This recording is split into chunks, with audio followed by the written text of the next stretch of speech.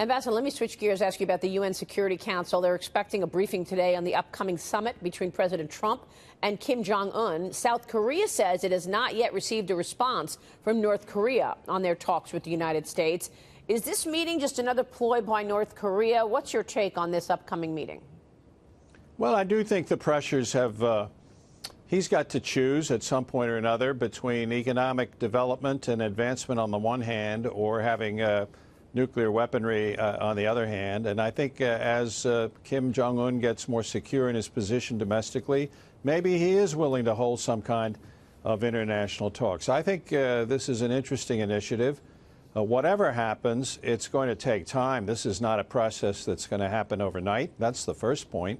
And the second point is that it's much harder than the situation vis-a-vis Iran, because North Korea already has nuclear weapons. So the challenge, it's going to be quite a challenge if we ever get down to talks. And lastly, I guess the only thing I think we can reasonably expect from a Trump-Kim Jong-un meeting would be to set a direction, an agenda for you, if you will, for a set of talks that would then go on, frankly, for a long period of time. China doesn't want to be marginalized in all of this. South Korean officials are set to meet with Chinese leader Xi Jinping today ahead of the president's summit, or apparent summit, with Kim Jong-un. Former U.S. Ambassador to the United Nations John Bolton was with me yesterday, and he said that it's time for China to step up. Listen to this, sir. China's jived us for 25 years. They've said repeatedly they don't want North Korea with nuclear weapons, and they've done precious little to change that. It's time to tell China, when we say we want denuclearization, we mean we want it now. Your thoughts, Ambassador?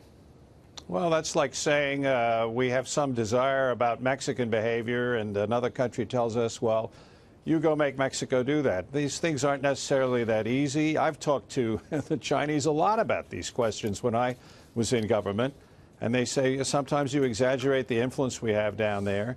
We do talk to them. We do try to influence them, but they're not exactly the easiest customers. They're difficult clients, the North Koreans, and I'm sure the Chinese have some difficulties. Maybe they can do more. And China is only going to get more difficult, given the fact that now its leader it doesn't have term limits. He's there forever, for as long as he can do it.